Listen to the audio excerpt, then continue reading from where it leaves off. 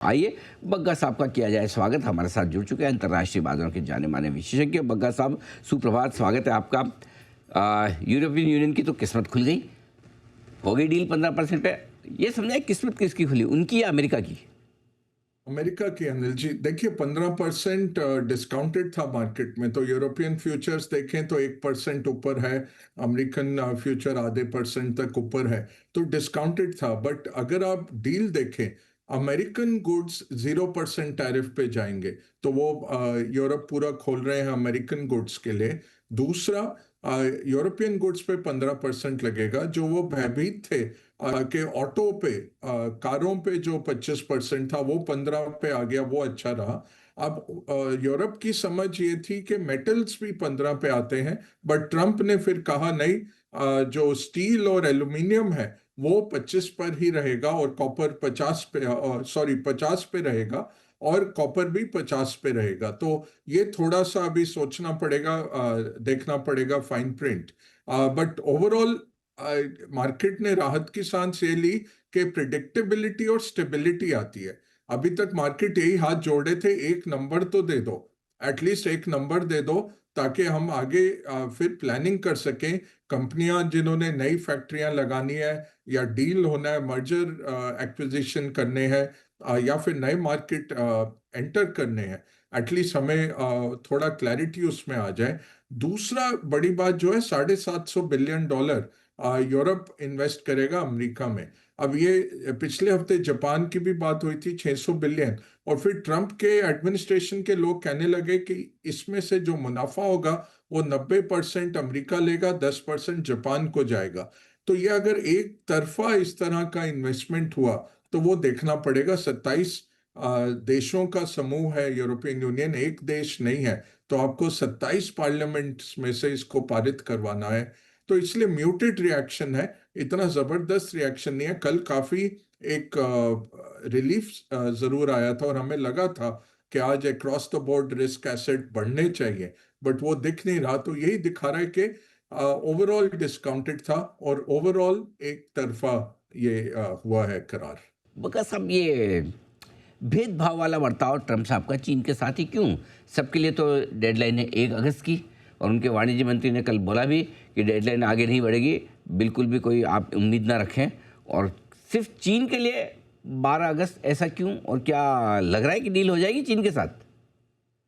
नहीं, डील कोई नहीं है अभी तक। अनिल जी, डील नहीं है, डी एस्केलेशन आप कह सकते हैं कि जो बिल्कुल ट्रेड वॉर चल रहा था उसमें कमी लाए। और मई में जब जिनीवा में बातचीत हुई और हाथ मिला लिया, तब भी हम काफी अचंभित थे, क्योंकि लग रहा था कि चीन लंबी दौड़ के लिए अमेरिका को टेक ऑन करेगा। बट दोनों तरफ से हाथ मिला लिए गए। अब स्टॉकहोम में बैठे हैं, स्कॉट बेसेंट उनके वित्त मंत्री भी गए हैं स्वीडन, और साथ में अमेरिका के डिप्टी प्राइम मिनिस्टर ही जिनफिंग, वो भी गए हैं। तो 2 दिन की वार्ता है।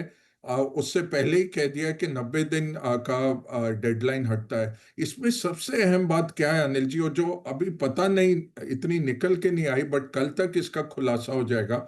और मैं इसलिए थोड़ा भारतीय मार्केट मुझे उछाल आते हुए दिखता है कि 90 दिन अगर वो डेडलाइन को आगे कर देते हैं, तो रशियन ऑयल और ईरानियन ऑयल जो चीन लेता है, उसके ऊपर 30% और टैरिफ लगाने की बात, 100% टैरिफ लगाने की बात कर रहे थे। अगर इनको 90 दिन और दे रहे हैं, तो क्या ये रशियन ऑयल और ईरानियन ऑयल पे भी ये अवधि बढ़ा देंगे? अगर वो होता है तो वो बहुत पॉजिटिव रहेगा चीनी इकोनॉमी के लिए भी, और भारत की इकोनॉमी के लिए, क्योंकि 45% हमारा तेल रशिया से आ रहा है, और कम कीमत पे आ रहा है। क्योंकि एक और सीलिंग लगती है रशिया के ऊपर, जिसके ऊपर नहीं वो बेच सकते इंटरनेशनल मार्केट में।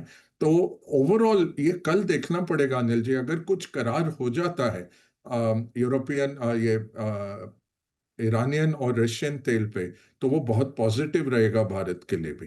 आइए इसी बीच बग्गा साहब से जानते हैं, 1 अगस्त की डेडलाइन। सर, ये हम सबकी तो डील की बात करें, ईयू चाइना की, हमारी भी तो होनी बाकी है। हमारी हो जाएगी सर 1 तारीख के पहले, या क्या है मामला? देखिए अनिल जी, यही लग रहा है कि भारत को भी एक्सटेंशन दे देंगे, क्योंकि सितंबर में ट्रम्प आने वाले हैं। भारत क्वाड की बैठक है जहां कहा गया है कि ट्रम्प आएंगे। तो मुझे लगता है कि 1 अगस्त को भारत को फिर से एक एक्सटेंशन दे देंगे, और खुद जब आएंगे तब वो करार की घोषणा करेंगे। तो सबसे ज्यादा प्रोबेबिलिटी तो इसी की है कि 10% जो भारत चल रहा है 10% पे चलेंगे। और जो या हो सकता है कि चिट्ठी दे दें 15% की 1 अगस्त को। नहीं तो अगर करार करने वाले हैं तो सितंबर में स्वयं आके वो करार करेंगे। तो बट यही है कि मार्केट ने अब डिस्काउंट कर लिया लगभग कि 15 से नीचे नहीं जा रहे। यूके को जरूर 10 दिया था, तो हो सकता है भारत के साथ 10% हो जाए। बट प्रोबेबिलिटी अब ज्यादा हो रही है कि 15% करेंगे। तो हो सकता है हमें चिट्ठी दे दें 1 अगस्त को 15% की, और बोलें कि अभी तो बातचीत जारी है। मिडिल ऑफ अगस्त में अमेरिकन दूत आ रहे हैं यहाँ पर। तो 15 अगस्त 16 अगस्त के करीब बैठक है, जब उनकी एक डेलीगेशन आ रही है। तो वो फिर तय करेगी कि ट्रम्प आते हैं तो वो साइन करेंगे क्या। तब क्लैरिटी मिलेगी। तो मोस्टली तो हमारे को पोस्टपोनमेंट मिलना चाहिए, बट शायद 15% पे टैरिफ ले आएंगे। बगा साहब, फेड की बैठक होने वाली है वापस से अगस्त वाली। क्या संकेत पढ़ें समझे जाएं? क्या आपको लगता है कि कुछ एक्शन करेगा फेड इस बार? नहीं अनिल जी, प्रोबेबिलिटी तो नहीं है। फेड फ्यूचर्स भी यही दर्शा रहे हैं कि लगभग 2% चांस है, जो ऐसे ही रहता है कि अगर कुछ दिमाग फिर गया तो। ओवरऑल काफी डेटा हैवी हफ्ता है अनिल जी। वेडनेसडे को Q2 के नंबर भी आएंगे। Q2 जीडीपी के अमेरिका के वो 2.5% के करीब आएंगे। ट्यूसडे को उनका जॉब ओपनिंग्स का डेटा आता है। वो देखा जाएगा भाई कितने लाख जॉब खुले हुए हैं। वो देखा जाएगा उसका ट्रेंड। और उसके बाद वेडनेसडे को बैठक आएगी फेड की। बट ज्यादा इम्पोर्टेंट रहेगा उनसे जो सवाल पूछे जाएंगे प्रेस कॉन्फ्रेंस में, क्योंकि अगस्त में अनिल जी फिर वो जैक्सन होल की बैठक आ जाती है जहां पे कोई रेट की बात नहीं होती। वो सेंट्रल बैंक स्ट्रैटेजी की बात हो जाती है। ये आखिरी बैठक रहेगी पावेल के टर्म की। तो काफी अहम रहेगी 23 अगस्त को। बट वेडनेसडे को ज्यादा कुछ होने की उम्मीद नहीं है रेट्स के तौर पे। बट वो क्या बोलते हैं वो देखना पड़ेगा। और फिर फ्राइडे को अनिल जी जॉब्स डेटा आता है जुलाई के लिए। 1,15,000 नौकरियां लगने की उम्मीद है अमेरिका में। पिछली बारी भी जो डेटा आया था वो अनुमान से ज्यादा था, बट ज्यादातर जो नौकरियां थी वो स्टेट लेवल गवर्नमेंट ने एजुकेशन में जो लोग हायर किए थे। तो लगभग 147 में से 73,000 नौकरियां उनकी सरकारी नौकरियां थी। तो प्राइवेट सेक्टर में नौकरियां इतनी नहीं आ रही, अनसर्टेनिटी और पॉलिसी अनसर्टेनिटी के चलते। तो वो जरूर देखना पड़ेगा। वो फ्राइडे को डेटा आता है, और फ्राइडे को ही जो फेड का पसंदीदा इंडेक्स है, पीसीई इंडेक्स जो कहते हैं, प्राइवेट कंजम्पशन एक्सपेंडिचर इंडेक्स, जो फेड के पसंदीदा इन्फ्लेशन को दर्शाता है, वो बढ़ने की उम्मीद है महीने दर महीने और साल दर साल दोनों में वृद्धि होगी उसके रन रेट में। तो इसलिए हाथ बंधे हुए हैं पावल के। इकोनॉमी आपकी 2-2.5% पे ग्रो कर रही है, नौकरियां लग रही हैं, इन्फ्लेशन बढ़ रही है।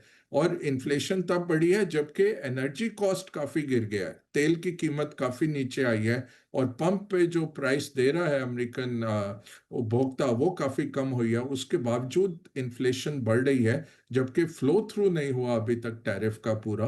तो उस माहौल में रेट कट करना बहुत मुश्किल है। ट्रम्प की भी मजबूरी है। अगर आप देखें इस साल में अमेरिका $1.2 ट्रिलियन का इंटरेस्ट भुगताएगा अनिल जी। तो सोशल सिक्योरिटी के बाद सबसे बड़ा अगर आप एक्सपेंस देखें अमेरिकन इकोनॉमी का, तो वो अब इंटरेस्ट पेमेंट हो गया। तो अगर वो इंटरेस्ट कम कर दें पावल, सीधा अमेरिकन इकोनॉमी को बहुत फायदा होता है। इसलिए ट्रम्प उनके पीछे पड़े हुए हैं। बट जो माहौल है अभी, तगड़ी इकोनॉमी, इन्फ्लेशन अभी भी थोड़ा हल्का बढ़ रही है, और टैरिफ का जब फ्लो थ्रू होगा तब कितना बढ़ेगी वो कोई अभी कह नहीं सकता है। तो सितंबर तक होल्ड करेंगे। सितंबर में रेट करने की अच्छी गुंजाइश है और दिसंबर तक 2 रेट कट होने की भी अच्छी गुंजाइश लग रही है। यहाँ से 1 साल बाद थोड़ा सा पिक्चर इतना क्लियर नहीं है।